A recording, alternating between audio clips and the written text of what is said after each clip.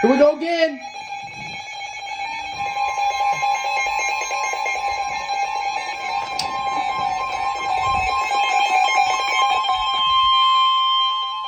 The National Weather Service in Nashville has issued a severe thunderstorm warning for northeastern Rutherford County in Middle Tennessee, southeastern Wilson County in Middle Tennessee, northwestern Cannon County. Man, we're getting them left and right now, you guys. This is like the second one in like 10 minutes. p.m. Central Daylight Time. A severe thunderstorm was located 5 miles northeast of Walter Hill.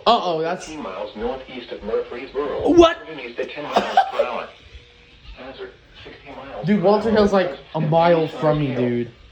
Source radar indicated. That's crazy. Impact.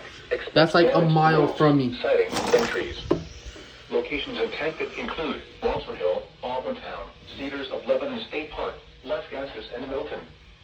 For your protection, move to an interior room on the lowest floor of a building.